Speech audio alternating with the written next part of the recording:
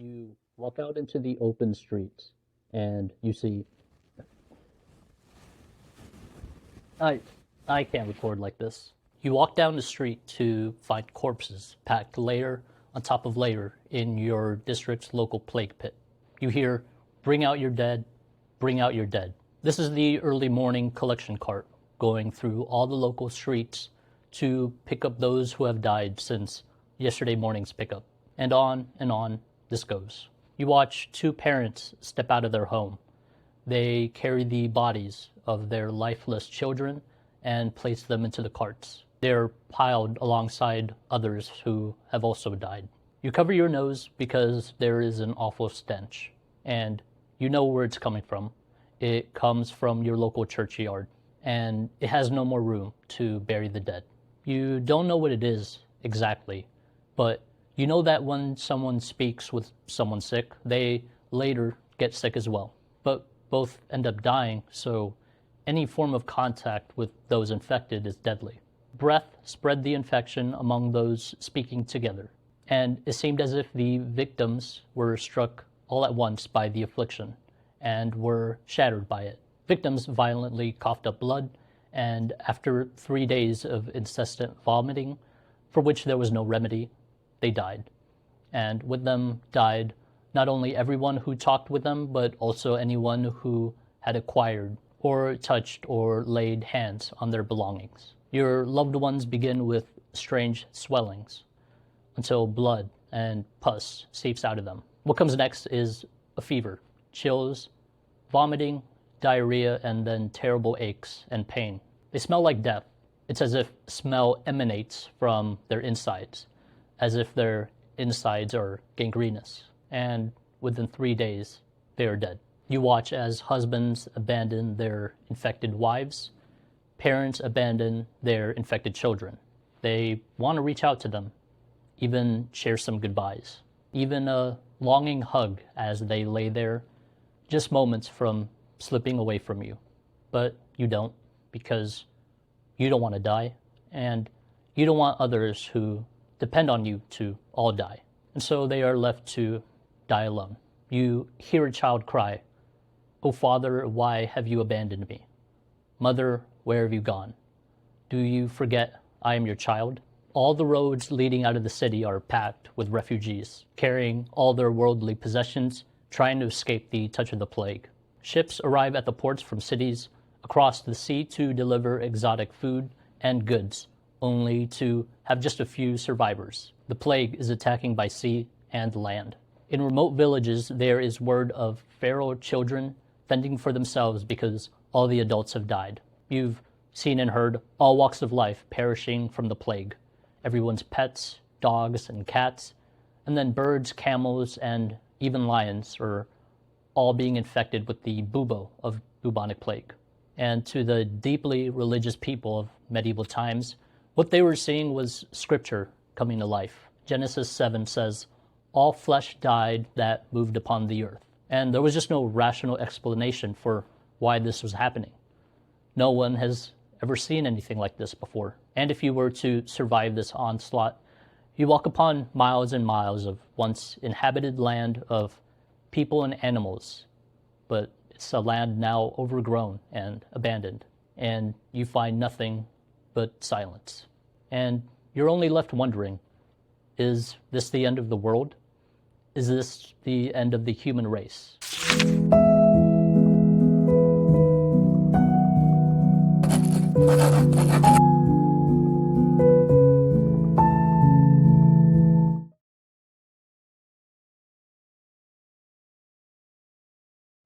Welcome back to the International Man of Mystery. I'm your host, Andrew Dulay. Join me in examining the human condition and the darkest depths of the human psyche throughout history and throughout the world. Here I try and give voice to the everyday, ordinary people behind tragedies, because I believe that people aren't just statistics, and even one death is one too many. And disclaimer, I would be talking about topics of death, gore, violence, and the overall extreme degradation of the human condition under war and a pandemic. And as always, I curse, I say naughty things, and I am 100% cancelable. After covering topics like 9/11 and the war in Ukraine, I thought I'd rewind things back a bit, like Martin Lawrence in The Black Knight, to the Middle Ages, where people died in their 20s, their 20s was our 50s, and it was the absolute time to be alive. And my topics have certainly been depressing, so let's instead examine the holy and uplifting tale of the Black Death. The Pima Indians of the American Southwest called the plague the Omidum, wandering sickness. An Indian approaches a tall, black-headed stranger. The Indian asks him, "Where do you come from?" The stranger answers, "I come from far away, from across the Eastern Ocean." "What do you bring?" "I bring death. My breath causes children to wither and die like young plants in the spring snow. I bring destruction. No matter how beautiful a woman, once she has looked at me, she becomes as ugly as death. And to men I bring not death alone, but the destruction of their children and the blithing of their wives. No people who looks upon me is ever the same." The Black Death is the earliest recorded pandemic in human history. According to the Foster scale, which scales human disasters, the Black Death is the second greatest catastrophe in human history, and it's second only to World War II in both the physical destruction, social breakdown, and the psychological terror. The United States Atomic Energy Commission conducted this Cold War-era study of thermonuclear conflict and found that of all recorded human events, the Black Death comes close to mimicking nuclear war in its geographical extent, abruptness of onset, and scale of casualties. So let's explore this moment in human history where the human race was at an extreme point of uncertainty. Let's examine the voices of the men and women of history who lived it. This is the epidemic mortality known as the Black Death. The main source of this episode is The Great Mortality, an intimate history of the Black Death, the most devastating plague of all time, by John Kelly. Everything shared comes from victims, eyewitnesses, investigators, authors, and journalists, all of which are available online and in print. And these are their stories. Lake Itzikul sits along the East Asian steppes, where there's this remote lakeside settlement. A husband and wife are buried, and their tombstones read their name. The husband is Kutluk, and the wife is Magnukelk, died 1338, and their cause of death reads the plague. DNA analysis of the victims' remains finds presence of Yersinia pestis, the bacteria of the Black Death. Kutluk and Magnukelk aren't the first victims of the Black Death, but they are the earliest evidence of it. The plague of the Black Death first forms on the steppe of Central Asia, in the Yunnan province, and that's Yunnan, not Wuhan. And it has slowly been evolving since the last ice age. As the ice sheet retreats, the rodent population then explodes on the newly thawed steppe. Humans begin forming agriculture and then transition into city settlements. There, the rodents find home in the underbelly of society. The rodents feed on the society's waste, and Yersinia pestis finds home among these rodents. Y. pestis had solved a past cluster problem by evolving special enzymes to infect the liver and spleen with the plague, and these then form highways into the rest of the host's body. Y. pestis has learned to survive all flea and human antigens meant to kill it. The plague infects and works its way into the liver and spleen. Like HIV, Y. pestis is extremely adept at overwhelming the immune systems. And by the time the host's body is able to mount a defense, the plague has already spread too wide throughout the body, and it's just too late. Y. pestis has evolved to be an adaptable killer and is able to transmit across 31 different flea species. And the most common plague-infected flea is Xenopsilla chiopis, the oriental flea, Asian flea. And Y. pestis is unstoppable, killing humans, rats, gerbils, squirrels, camels, chickens, and pigs. When Y. pestis infects a flea, the flea then infects any number of these animals by biting its skin. I remember Max Brooks in World War Z says, "Mother Nature is a serial killer. No one's better, more creative." There is a more obscure theory on the birth of Y. pestis, which is a sunspot. Sunspot cycles influence rainfall, tropical cyclones, and tree growth, all of which are all the wild rodents' food supply. Changes in climate can make vegetation more abundant and then allow rodent fertility to explode. And the surge years of sunspots can last between 10 to 12 years. And with such a high rodent population, it will eventually outgrow its available food supply, especially when these surge years end and the vegetation decreases back to a normal level. And that brings us to the Malthusian dilemma. Too many wolves and not enough sheep.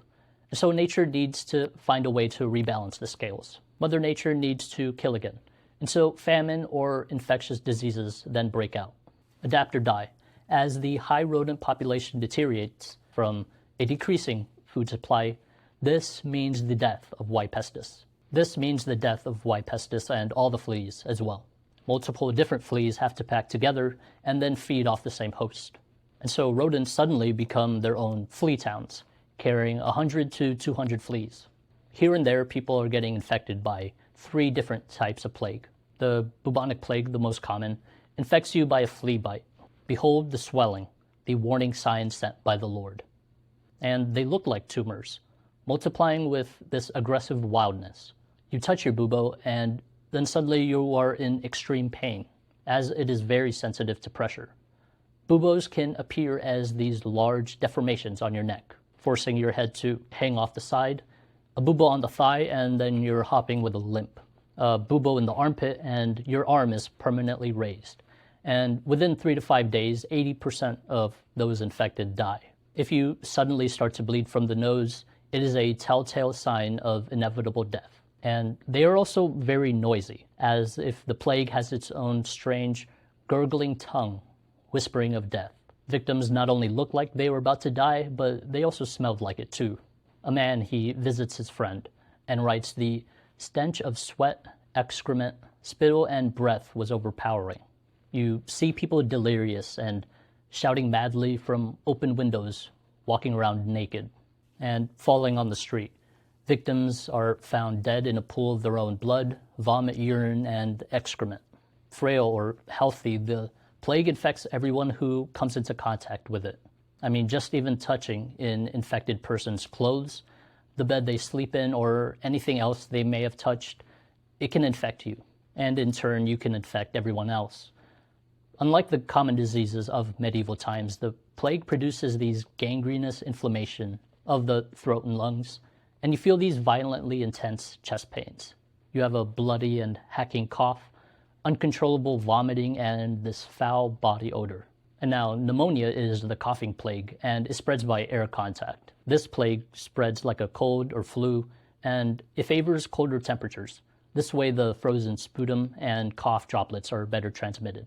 But the coughing plague is extremely lethal, killing over 95% of those who catch it. But that's not the deadliest plague. The deadliest plague is septicemic, where no one survives it when untreated.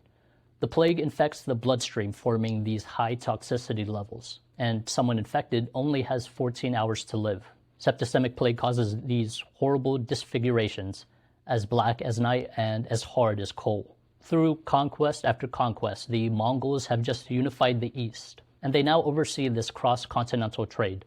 Central Asia is now a network of trade caravans traveling across long distances along the plains. This is for the movement of people and goods, and these caravans are full of hundreds of people, and along with them are pets and wild animals. And this forms a natural highway for the rodents and the plague, as they invade the very grain and cloth being delivered all across the East. Al-Makrizi is in Egypt. The Black Death has arrived, but it had actually been there right before, a 6-month ride from Tabriz, in Iran, where 300 tribes perished without apparent reason in their summer and winter encampments, and 16 princes died, along with the Grand Khan and 6 of his children. Subsequently, China was depopulated while India was damaged to a lesser extent. The Mongol unification of the Eastern Steppe was the largest land-connecting empire in history, connecting vastly different cultures, cities, and people on a scale never seen before. Rodents and their fleas are now unknowingly being transported to faraway places by the Mongol caravans. Along with the marching soldiers and riders, traveling up to 100 miles per day. And it seems the plague always carries with it a bad omen. In the 500s, the plague of Justinian is the first documented plague in Europe. In Gaul, people see blood-colored rain. In Wales, a yellow substance flows down the streets. And all throughout Europe and the Middle East, people are watching a dimming sun in the sky. Roman historian Flavius Cassiodorus writes, "We marveled to see no shadow on our bodies at noon, to feel the mighty vigor of the sun's heat wasted into feebleness." And then again in the 1300s, analysis of tree rings shows that these years underwent the most severe period of environmental stresses, all within the last 2,000 years. Seismic activities in the world's oceans, droughts, floods, and earthquakes all dislodged historically remote wild rodents. These events sent the rodents into human settlements in search of food and shelter. And so it seems the plague and its bad omen repeats itself. In 1338, the plague strikes victims during their trading journeys from India to the Crimea. More victims arrive at the end of their journey along the western shore of the Caspian Sea. Sarai is the capital of the Mongol Principality of the Golden Horde, and it's home to the busiest slave market in the east. And here a Mongolian army is amassing and then getting ready to begin their march toward Caffa. Caffa is this seaside city by the Black Sea. It's ruled by the Genoese and sought after by the Mongolian Empire. The Mongolian army begins marching toward Caffa and bringing the plague along with them.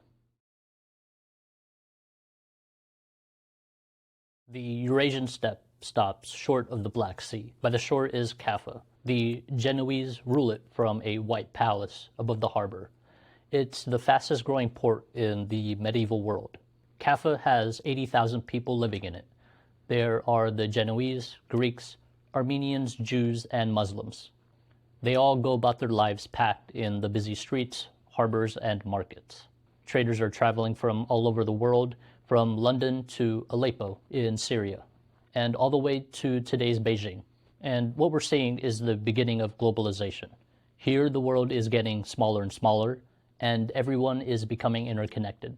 A global village. By confrontation, the Caffa port is controlled by the Mongols. This pushes out its Genoese rulers when so much of the city's income is done by sea trade. Word reaches the Genoese that a mysterious disease is killing the Mongolian soldiers and people. Suddenly, the Caffa people feel their prayers have actually been answered. The Mongol army marches from Sarai and towards Caffa's city gates. In defense, Caffa throws Greek fire, this burning oil-like substance, onto the Mongols. And Caffa has established this disciplined schedule of repairing and patrolling their walls in order to hold off their attackers. Over a year of the siege continues, and casualties are mounting on both sides, and with little ground gained for either of them. The Mongol army commander, Jenny Beg, now needs to improvise. Modern problems require modern solutions. And he suddenly has an ingenious idea. Revolutionary, in fact. He has his soldiers place the corpses of soldiers who died from the plague onto their catapults, and then launches them over the walls and into the city. And this becomes the first case of biological warfare in history. The bodies taint the air, forming this unavoidable stench in the streets, and even end up poisoning their water supply. Would you drink out of that? The army's strategy is to make the people of Caffa, who have locked themselves within their gates, to become miserable within them. You walk up to one of the bodies. So strange. I've never seen anything like this. Large, dark, and stench-smelling swellings on the corpses. What happened to this person? But I mean, the infected bodies are only a symptom of the problem.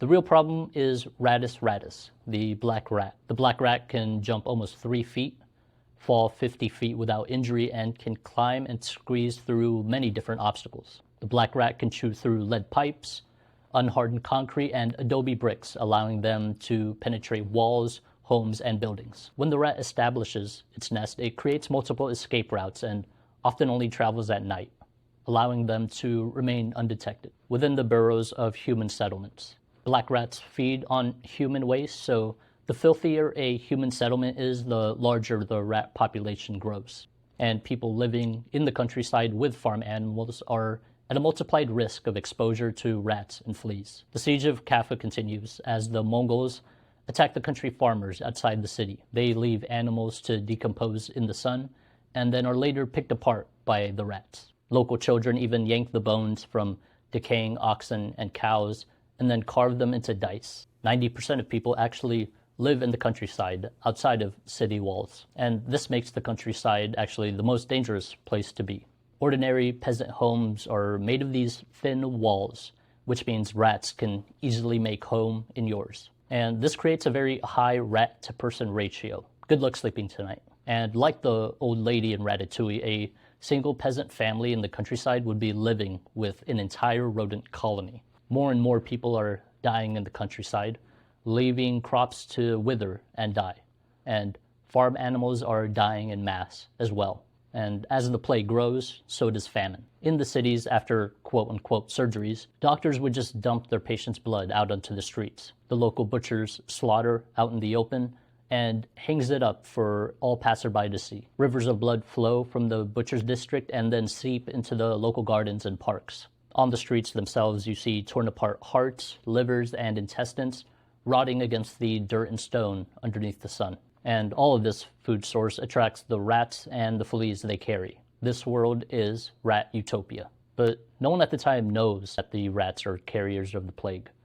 Mongols aren't exactly hurling the rats themselves over the gates and into the city, but that doesn't stop the true carriers of the plague. Rats are burrowing their way through the Caffa walls and gates, and after a long odyssey of land travel among the caravans and marching soldiers, the rats then find home in the squalor of the human condition, a growing and growing filth in which human society doesn't exactly know how to get rid of or just chooses to ignore it.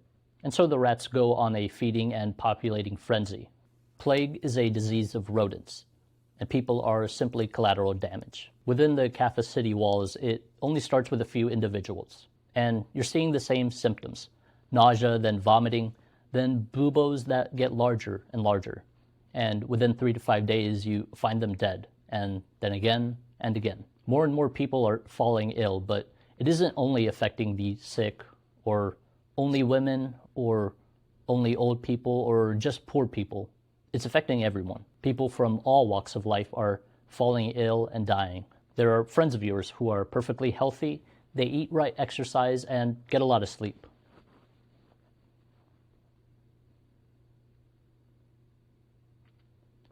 They go to bed one night and you don't hear from them, and they end up dead that morning. Some of them never even complain of a fever at all and just simply drop dead. Scary, isn't it? Even if you were to treat your body well, take care of it, take available ailments, it still isn't enough. What can you do? Families fear the illness is spread by touch. They suddenly abandon their homes. The upper class, they're trying to make sense of the plague. I think it's only killing the poor. Finally, something is being done about them. They're getting what they deserve, and God is finally cleansing the evil from the world. While the lower classes are battling the epidemic of deaths, those of the upper classes are quickly leaving in mass and are seeking safety in faraway cities. Some elites have locked themselves in their palaces, refusing to let anyone in for fear of the plague spreading to their family. But then somehow it still infects them, killing everyone and leaving corpses behind locked palace doors. Because unbeknownst to them, everyone is living with rats. The plague's this invisible enemy, striking fear everywhere it goes. And suddenly you realize that there is such a death where you die slowly in your own bed, but alone, no flowers, no letters of condolences, no last wishes that can be delivered. No one shall dare or presume to give or send any gift to the house of the deceased. You know you're dying, but no one comes near you. Would you want your parents with you? Your little brothers and sisters? Your husband? Your wife? Your children? Would you want to risk their lives? And that leaves you with no one's hand to hold but your own. For European Catholics, your last rites and the forgiveness of your sins are needed to allow you to go into heaven. But what if even the priest doesn't want to go near you? And many of the priests are dying because of contact with those infected. And you're dying not only alone, but with the fear of eternal damnation. Bodies litter the streets. Churches and cemeteries are burdened with so many bodies, they're having to bury them in mass graves. They throw your loved one in a ditch with strangers, all of them already partly decomposed from being left to die by themselves. Every day, every hour, there is suddenly not enough church ground in order to bury the dead with a proper religious burial. And no prayers, no singing, no final words, just a shared final resting place in which no one attends your funeral. And these mass burials are quite superficial to the ground, meaning the bodies are exposed to mud and bugs in the soil. And how do you know who passed? How do I know my friends are okay? My cousins? No bells tolling, public announcements, letters being sent, posters being hung. And if everyone's doors are shuttered, what's the difference? Is anyone alive inside, or is everyone dead? And who would go near to check? If you see bodies lying on the street, they could be dead or dying already, but no one goes near them. No one will take the chance of trying to help and then getting infected. For many dead collectors, you see them hauling out 3-4 bodies at a time out of a household. And some bodies are laid out just right there outside of the house, waiting to be picked up. Suddenly, this once old, reassuring feeling of community and of banding together is all gone. Everyone avoids everyone else. People are shunning one another, and everyone begins to keep to themselves. It's a total disconnect from others. No one wants to risk the safety of their family by coming into contact with others. Those once normal days are behind you. Others are divulging into total hedonism. It's the end of the world. Spend all your money, all your savings on the finest food and wine. Just shut your doors and never leave. Never talk about what's happening, about the dying, about the illness. It's outside those doors. The outside world doesn't exist. Let's sing, let's dance, let's live like there's no tomorrow, because there isn't.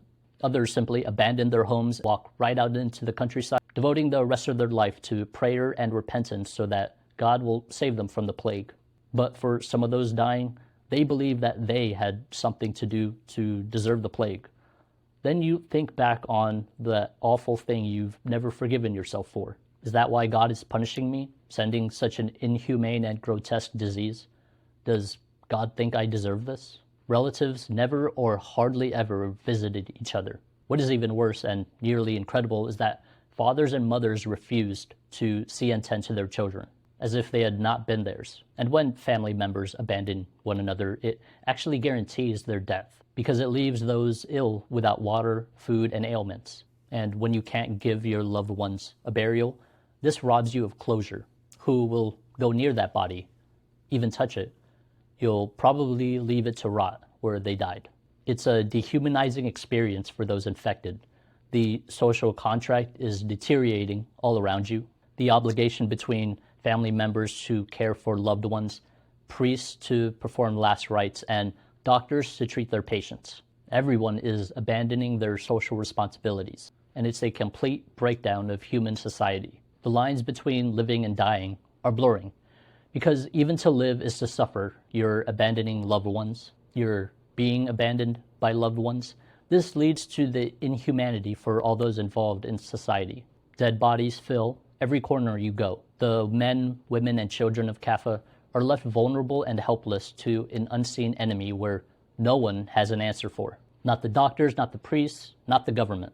And everyone is left with severe disassociation, grief, sorrow, PTSD, and even madness. You live with abandonment and needs for love and affection that can never be met. You see, war is an important factor in the plague.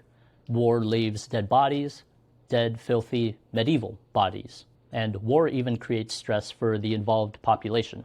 Depression and trauma both significantly decrease your immune system's ability to function. Over the course of the Mongol siege on Caffa, feral animals filled the streets, feeding on all the rotten corpses, both launched over the gates and those dying within them, dying both from battle and disease.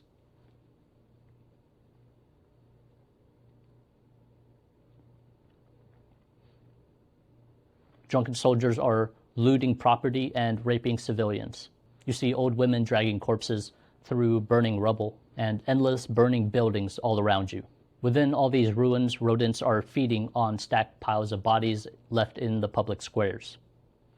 Now everyone you know is trying to flee the besieged city through the only means possible, by sea. They crowd the ports. Children are crying and shouting for their lost or dead parents. People are screaming and begging to be led aboard. Armed soldiers are trying to prevent a stampede. And for those who make it aboard, they are hugging one another, laughing, and saying prayers of thanks. but below deck plague-infected rats are burrowed within the food and goods traveling with them. And those unsuspecting few on board are carrying the disease with them. And their destination? Europe.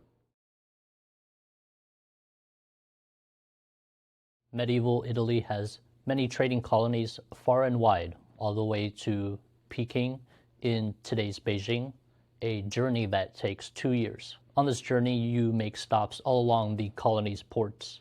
Trebizond in Greece, Tabriz, Iran, down to the port of Ormuz on the tip of the Persian Gulf, across the Indian Ocean to Quilon, India. There you see its palm trees, elephants, and monkeys. You walk through its local markets by the port and smell the pepper and cinnamon all within the tropical heat. And that's where you find the Chinese ships. You cross the waters once more to your final stop at the edge of the world, Hangzhou, the Venice of the East. A Western visitor sees 100 miles around and guarded by 12 great gates. The city had blue water canals, fire brigades, hospitals along Hangzhou's canals, spanned by 12,000 bridges and sailed by gaily colored boats. Strolled the greatest wonder of all. This city has the most beautiful women in the world, and where a local ruler lives in his palace and is served his daily meals by 5 singing virgins. Old world men really love their virgins. The Italian peninsula in 1347 has descended into war as the Holy Roman Empire fractures. There is an interconnected series of conflicts going on between all the different states around Orvieto, Naples, and Rome. And with these wars, much of the countryside farmlands are being raided and pillaged as a scorched earth tactic. This leaves much of Italy in starvation. In 1345, torrential rain happens for 6 months over the Italian peninsula, flooding fields, washing out bridges, and producing wide-scale famine. Many people died of hunger, and people ate grass and weeds as if they had been wheat. Then major earthquakes struck Rome, Venice, Pisa, Bologna, Naples, Padua, and Venice. And through hunger, nonstop rain, floods, and earthquakes, the Italians were also trying to kill each other. Genoa was at war with Venice, the Hungarians with Naples, and in Rome the aristocratic Colonna family and the aristocratic Orsini family were slitting each other's throats with the happy abandon of mafia clans. What else could go wrong for them? Ships from Caffa arrived to the ports of Sicily, Genoa, and Venice. Some even head to the ports in France, Spain, and Norway. However, it's a 1,600-mile sea journey from Caffa to Sicily. And with an 80% death rate and death within 3 to 5 days, how are there even survivors to walk off the ship and onto port at the journey's end? There is a theory. Those few to survive the plague but still carry it to new land may have had lucky genes. The CCR5 gene may be an allele to protect its carriers from the plague. A ship leaves the Caffa port. After 2 days, someone feels feverish. As he's asleep, someone then steals his jacket. Then the thief gets sick. Word of the fever spread. We've seen it before. It's happening. It's here. It's on the ship with us. It's on the ship with us. We can't escape it. Then at night, there are splashes heard overboard. Once there's daylight, the men begin to turn on one another. Crew members are dying. There are beatings, murders, summary executions, and then full-on mutiny on the ship. A helmsman with a neck bubo is strapped to the helm. A ship's carpenter with a bloody cough to his bench. A rigger, shaking with fever, is lashed to the mast. Gradually, each escaping vessel becomes a menagerie of grotesques. Everywhere, there are delirious men who talk to the wind and stain their pants with bloody anal leakages. And weeping men who cry out for absent mothers and wives and children. And cursing men who blaspheme God, wave their fists at an indifferent sky, and burble blood when they cough. There are men who ooze pus from facial and body sores and stink to high heaven. Lethargic men who stare listlessly into the cruel gray sea. Madmen who laugh hysterically and dig filthy fingernails into purple, mottled flesh. And dead men whose bloated bodies roll back and forth across pitching decks until they hit a rail or mast and burst open. It's October 1347. Franciscan friar Michele di Piazza writes that 12 Genoese galleys pull into the port of Messina, but nothing about them is suspicious. So Fishermen unload their catch, old women gossip from nearby windows, and children chase one another across the long golden beaches. There is this soft autumn wind dancing up and down the streets of Sicily. The ship's anchors drop, the gangplanks come down, and the ship's crew walks onto the docks. But everyone sees sickness clinging to their very bones. If anyone so much as spoke with them, one of them, he was infected. Speak, Genoa, what have you done? But Genoa has kept her silence about the ships, and keeps it still. The Caffa plague fleet floats through the literature of the Black Death like a ghost shimmering on a night sea. 3 galleys loaded with spices, storm-driven from the east by the stinking breath of wind, and full of infected sailors, the plague has arrived in Europe. Local Sicilians are falling ill in a way no one has ever seen before. Friar Michel writes, a sort of boil, the size of a lentil, erupted on the thigh or arm. Then the victims violently coughed up blood, and after 3 days of incessant vomiting, for which there was no remedy, they died. And with them died not only everyone who had talked to them, but also anyone who had acquired, touched, or laid hands on their belongings. But by the time the body collectors reach them, their buboes have burst open, leaking rancid pus out into the air. And there are cases of the pneumonic plague, which is spread directly from person to person via airborne droplets. Suddenly, churches and shops fall silent. The beaches and the waters are empty. The streets are deserted. Messina splits into 2 cities, a city of the infected, of pain and despair, and the city of the uninfected, where fear and hate rule. Friar Michel wrote, if a son fell ill, his father flatly refused to stay with him. And Messinian tradition was cats and livestock followed their masters to death. Sorry, Nutella. Summer 1347 in Constantinople, Byzantine. Court scholar Demetrios Kadones writes, every day we bring out our friends for burial, and every day the city becomes emptier and the number of graves increases. Men inhumanely shun each other's company for fear of contagion. Fathers do not dare to bury their sons. Sons do not perform last duties to their fathers. In Sicily, notary Gabriele de Musi tells the tale of Crimea. Alas, our ships enter the port, but of 1,000 sailors, hardly 10 are spared. We reach our homes, our kindred, come from all parts to visit us. Woe to us, for we cast at them the darts of death. Going back to their homes, they in turn soon infect their whole families, who in 3 days succumbed and were buried in one common grave. Priests and doctors visiting, from their duties ill, and soon were dead. O death, cruel, bitter, impious death. O death, cruel, bitter, impious death. Lamenting our misery, we feared to fly, yet we dared not remain. Feral dogs run wild on the empty streets. Countryside farms are being pillaged and then set afire. You look out at night and see fire after fire. The roads leading out of the city are packed with dirty, fearful refugees, as well as near-death stragglers just wandering off into the woods to die. In Messina, Friar Michel approaches a church. A black dog rushes inside, smashing the silver vessels, lamos, and candlesticks, all on the altar. He sees the Blessed Virgin statue come to life, but horrified by the city's sinfulness, refuses to enter. The earth gaped wide, and the donkey upon which the statue of the Mother of God was being carried became as fixed and immovable as a rock. Friar Michel may be going through panic-induced hysteria at the time of writing this. Sicily's ruler is Duke Giovanni. As the plague spreads throughout the island, the Duke thinks of no one but himself. He desperately evades the plague by moving to the forest of Catania, living in a tower called Lublancu. But when the plague infects the locals there, he then flees to a church in San Salvatore. And later, while living in Sant' Andrea, the plague catches up to him in his home and kills him. Friar Michel writes that human remains are inescapable in Sicily, on the desolate volcanic wastelands of the interior, in the soft green valleys near the coastal plains, and along the island's golden beaches. Messina and its southern neighbor, Catania, are longtime rivals.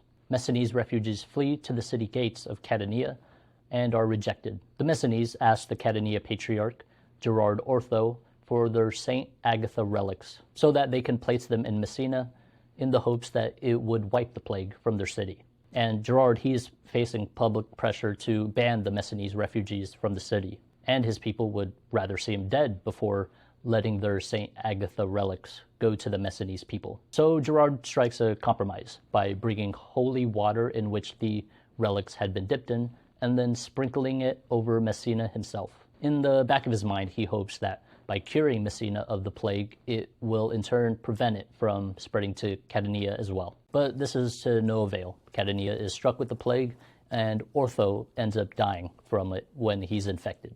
The ships from Caffa land on the shores of Constantinople, Romania, and Greece, infecting all the foreign cities with the plague. But despite this, trade ships continue to sail. And it's because those who own the ships and goods just have personal financial stake in business continuing as usual. Even with ships full of dead and dying, and goods buried with rats, they still need to make it to the next port. Cash rules everything around me. It's now February in Genoa. Simonia is a woman nursing her friend Amangina as she battles the plague. Simonia ignores the danger to herself and instead remains by her friend's side. She changes her soiled nightshirts, holds her hand as she cries, and even wipes the blood, spit, and vomit from her lips. The Black Death is cruel, but it is especially crueler to pregnant women, which often causes premature birth of the baby and then inevitably leads to the mother's death. It's December 1348 in Genoa. The port gets word of an infected fleet headed to the shore. They say the crew is horribly infected, and so the Genoans fire burning arrows at the ships and try to sink it. The fleet then sinks into the sea. But by December 31st, Genoa is ravaged by the plague and the city falls silent. While the Sicilians accept the plague as an act of vengeance from God, the Venetians instead mount a resistance against it. Venetians are trying hard to maintain public order and prevent social breakdown. The Venetian Grand Council and its Doge, Andrea Dandolo, appoint an action committee of leading nobles. These leaders are to organize municipal responses to the plague. They form public health services and institute search and seizure of all ships entering Venice. These inspectors are searching for stowaways and any corpses which have died from illness. If they do find any of these, the ships are set ablaze and burnt into the sea. Venetian authorities even begin isolating ships in port for 30 days to ensure that they are not infected. This period is then extended to 40 days, and this is where the word quarantine comes from, which is the Italian word for 40. This provides enough time to have anyone infected die out, so that by the time the quarantine period is over, it's clear whether or not the ship is infected. And all these measures by the health services have helped to dramatically slow the spread of the disease. And during this time, people heavily believe that miasma or bad air are the causes of any diseases. Health services then limit the production of woolen cloths, which are believed to trap the miasma. Public health services even shut down inns to minimize the gathering of crowds. They also issue a directive to all households: do not leave your dead to rot in your homes. And everyone has to collect all the dead from the streets, rivers, and hospitals, and then dig each body in a grave exactly 5 feet deep. And everyone is guaranteed a final view of Venice and their last rites performed by a priest. All of this helps to minimize wide hysteria and a breakdown of community spirit. Don't just give up. Fight back. But it seems the plague is a formidable enemy to the human race because by summer, with black-draped mourners everywhere, public morale became a grave concern. Venice was becoming the Republic of Death. It's June 10, and 600 people are dying every day in Venice. City workers begin choosing to stay home as the council issues an ultimatum to them. Return to your posts within 8 days or lose your jobs. And by August 7, as a means of controlling propaganda, the Grand Council banned people from wearing the gramaglia, mourning clothes. They also provide clemency and then free all their prisoners in order to refill the public population. Venice then institutes a lockdown for anyone trying to flee the city and therefore abandoning social responsibilities. The Venetian government is trying desperately to prevent the breakdown of social order. 100,000 have already died in Venice out of a population of 120,000, an 83% fatality rate.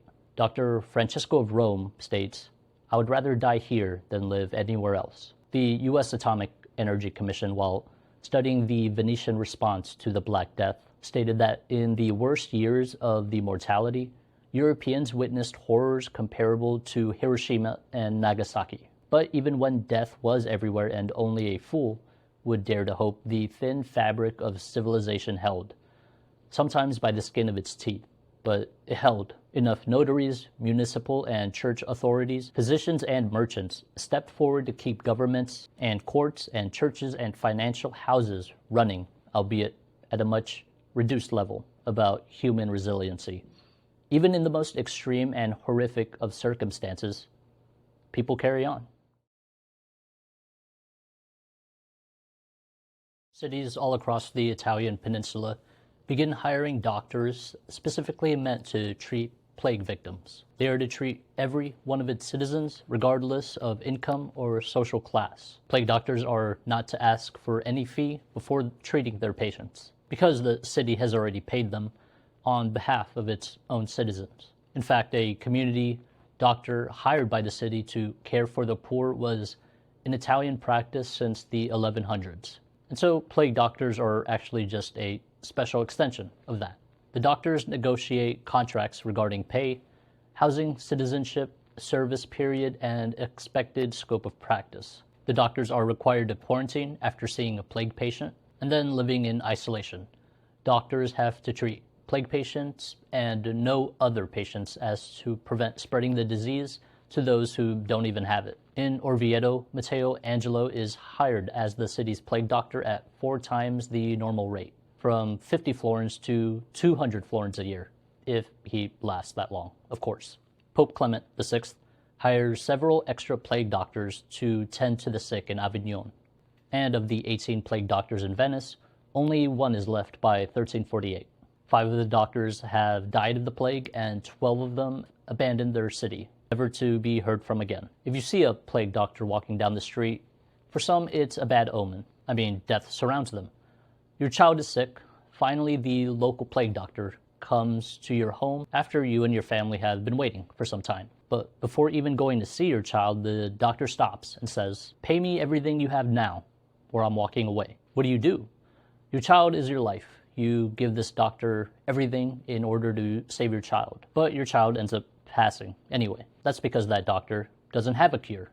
In fact, no one, not even the doctors, have a cure. Some quote-unquote plague doctors are holding treatment for loved ones until you pay them a hefty price. And many who claim to be doctors were either new physicians and lacked experience. And by a certain point, the plague doctors knew they couldn't help the dying, and instead are just sent there to record those who died for the city, as a form of death census taker. Hydroxychloroquine, ivermectin, bleach.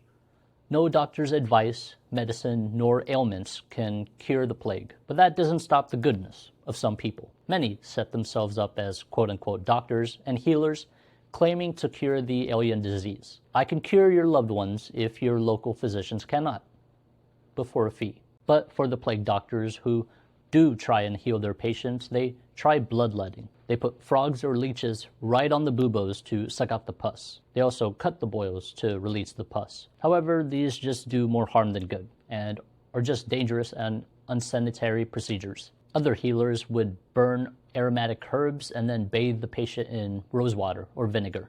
Some doctors are trying to genuinely help their patients. Experienced or not, they're desperately trying to find a cure. Many plague doctors are putting themselves at great personal risk to try and heal their patients. Plague doctors are also taking their patients' last will and testament during their final breaths and then letting their families know on their behalf. Plague doctors are known to wear some form of a mask. However, they're still unlike those bird beaks and overcoats of the later 1600s. One plague doctor writes, "Instantaneous death occurs when the aerial spirit escaping from the eyes of the sick man strikes the healthy person standing near and looking at the sick. People prayed, fasted, and repented their sins, all to try and appease God and keep the plague from infecting them." Tommaso del Garbo advises that notaries, confessors, relations, and doctors who visit plague victims on entering their houses should open the windows so that the air is renewed and wash their hands with vinegar and rose water, and also their faces, especially around their mouth and nostrils. It is also a good idea, before entering the room, to place in your mouth several cloves and eat 2 slices of bread soaked in the best wine, and then drink the rest of the wine. Then, when leaving the room, you should douse yourself and your pulses with a sponge soaked in vinegar. Take care not to stay too close to the patient. In Pisa, ships from Genoa arrive and the crew members step off the ship. They reach the fish market. The crew member speaks with a local. Then the crew member suddenly drops dead. Word of the infamous fish market incident spreads across the Italian peninsula like wildfire. The plague is here. In Florence, 81 kilometers east, the government issues its citizens to keep their homes clean, city workers to keep the streets clean, and then institutes new municipal restrictions to keep butchers from slaughtering animals in public. Quote, prostitutes and sodomites, medieval Florence had a reputation as a hotbed of sodomy, were expelled, and a 500 lire fine was imposed on visitors from already afflicted Pisa and Genoa.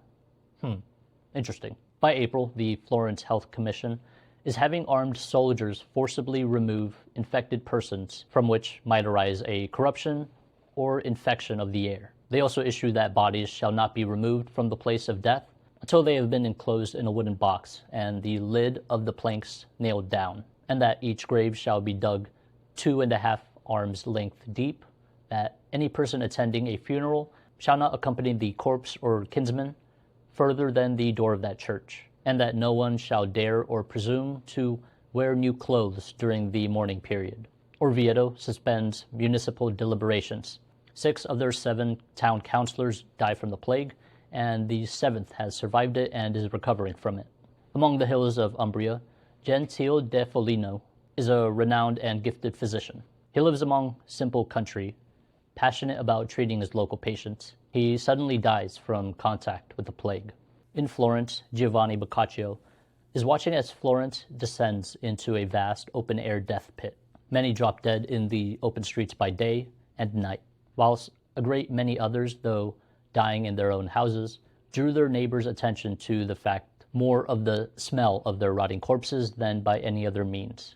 And what with these and the others who were dying all over the city? Bodies were here, there, and everywhere. It was merely a question of one citizen avoiding another. This scourge had implanted such a great terror in the hearts of men and women that brothers abandoned brothers, uncles their nephews, sisters their brothers, and in many cases, wives deserted husbands. But even worse and almost incredible was the fact that fathers and mothers refused to nurse and assist their own children as though they did not belong to them. Boccaccio sees these trains of mourners following the dead through these summer streets. But the dead aren't accompanied by loved ones nor neighbors, but by a grave-digging fraternity newly come into being and drawn from the lowest orders of society. They charge a hefty fee for taking your loved ones up to the nearest church, even if it were everyone's wishes it be at their family church, where your ancestors were buried. Instead, just whatever was the easiest for the gravediggers. They are called the bikini. Drunk and carrying shovels, they break into your home and threaten to rape and murder everyone, unless you pay them. Other people are joining in on the depravity of social breakdown. They're going into people's homes, taking what they want and doing what they want. They drink incessantly, rape and assault innocent people, and acting like beasts, they feel if the world is doomed, God hates everyone, and everyone is already sentenced to death and sentenced to eternal damnation. Why not do everything you want anyway? Law enforcement, government officials, ministers are all dying, and as the moral and legal enforcement disappears, and lawlessness and debauchery run rampant. Others simply just try to do the best they can with what they have, just stopping to smell the roses. People are walking around carrying all these flowers, fragrant herbs, and various spices in their hands. They hold it up to their nose and smell it, all as a means of hiding the stench of the dead as they go about their lives. The plague pits in Florence are another story. You watch as hundreds of the dead are being placed layer by layer and fill the deep trench to the very top. Professor Julia Calvi describes, nothing was more senseless, uncommon and cruel to Florentines than to be buried far from the family vault, one's own church, from the texture of family life and neighborhood life. Naked, mutilated by animals, a victim of the elements. Florence journalist Marcione di Coppo Stefani writes that the dead were buried layer upon layer, just like one puts layers of cheese on lasagna, which is just very Italian of him to say.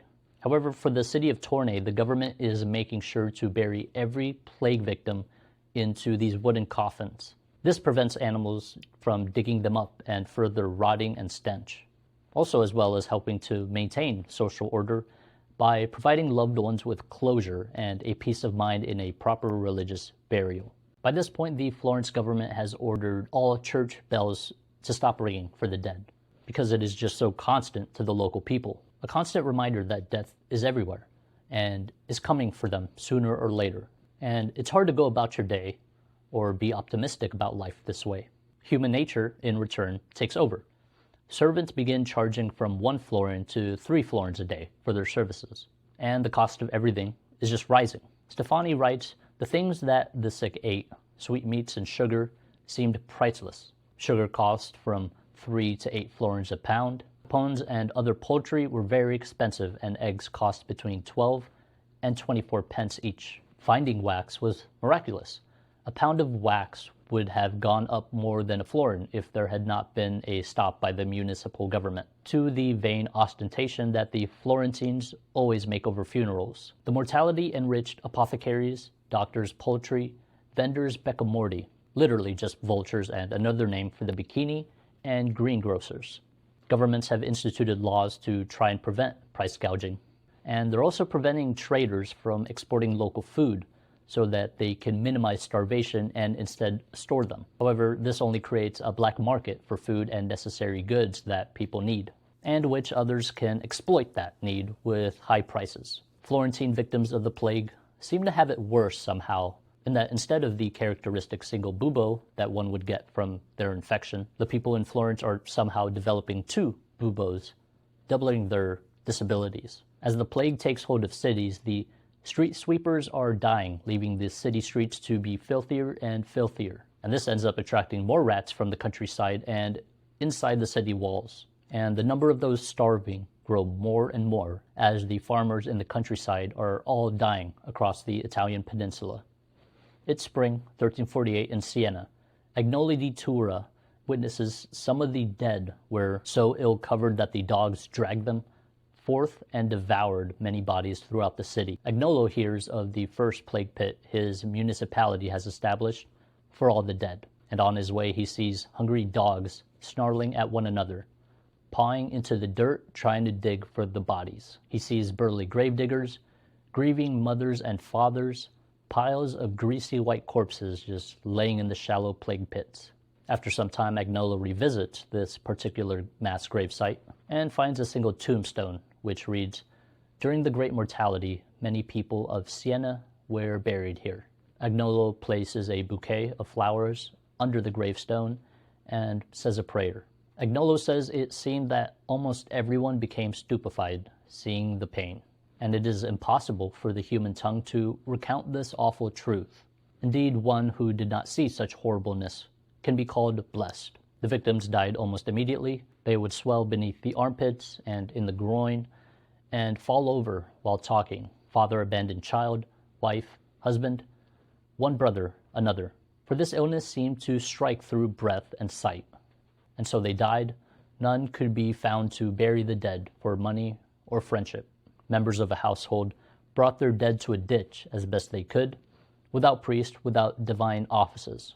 In many places in Siena, great pits were dug and piled deep with the multitude of dead, and they died by hundreds, both day and night, and all were thrown in those ditches and covered with earth. And as soon as those ditches were filled, more were dug. And I, Agnolo di Tura, buried my 5 children with my own hands, and so many died that all believed it was the end of the world.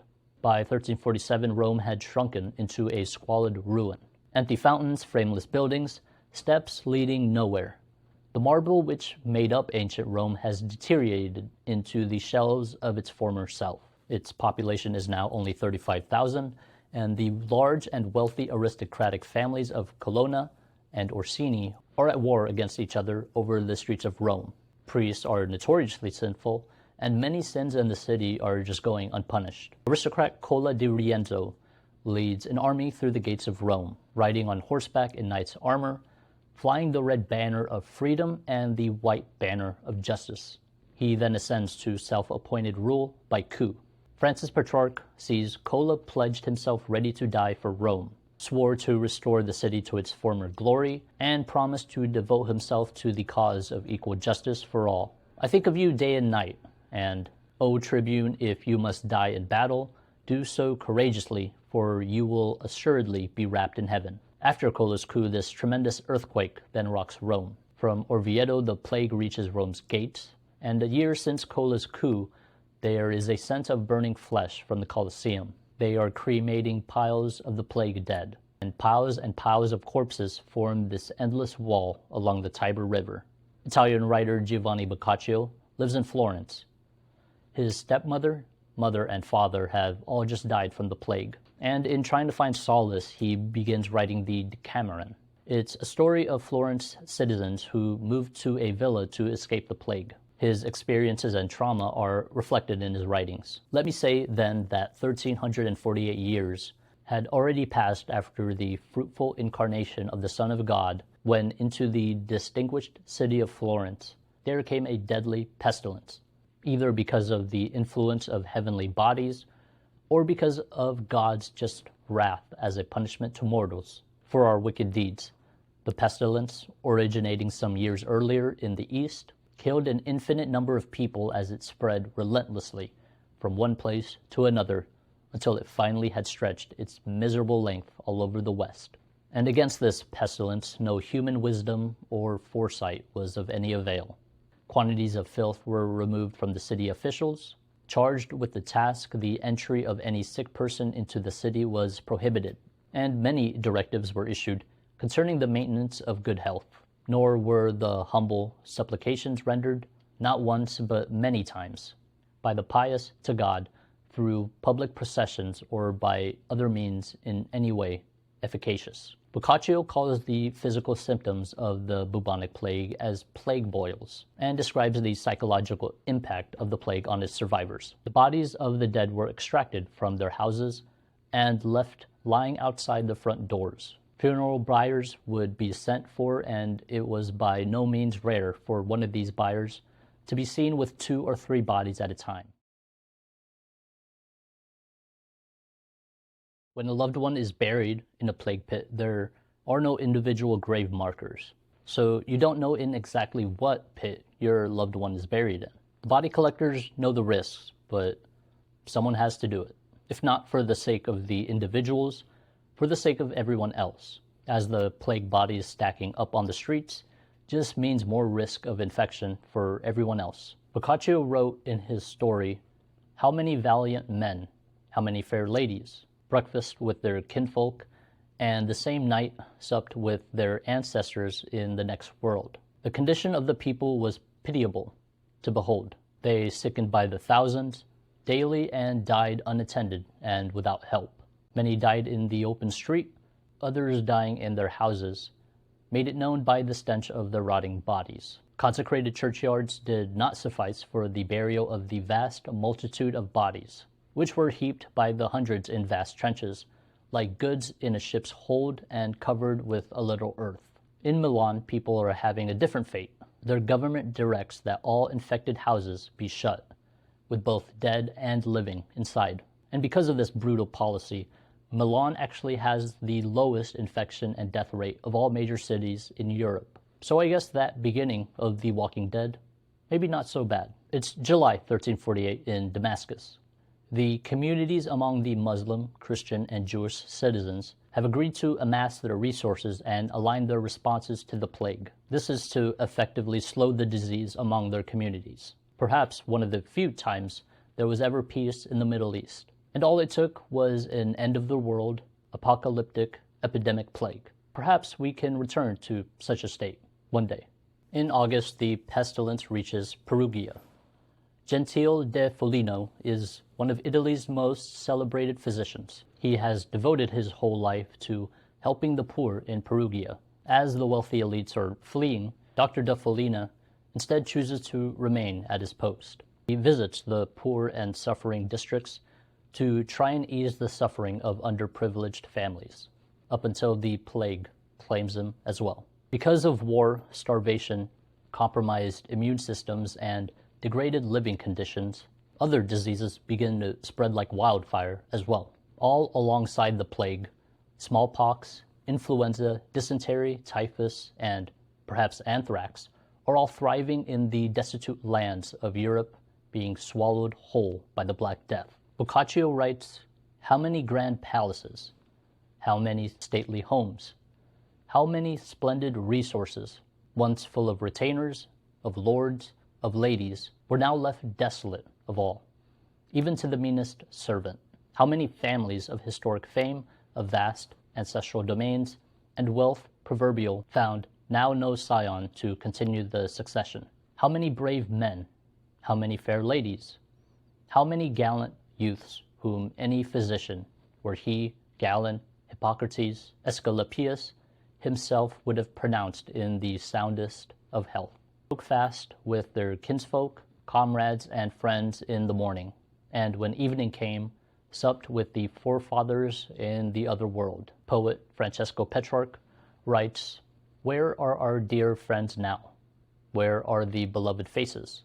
Where are the affectionate words, the relaxed and enjoyable conversations? We should make new friends, but how when the human race is almost wiped out? And why when it looks to me as if the end of the world is at hand? You see how our great band of friends has dwindled. And as the plague leaves the Italian peninsula and towards the rest of mainland Europe, that is where I will leave today's episode. The next part, part 2, will conclude the Black Death and cover the plague experiences in Europe and the British Isles. Please consider leaving a like, comment, and subscribing so that others can experience this channel as well. This has been the International Man of Mystery. I'm Andrew Dulay. It was a pleasure being your host. Thank you for watching.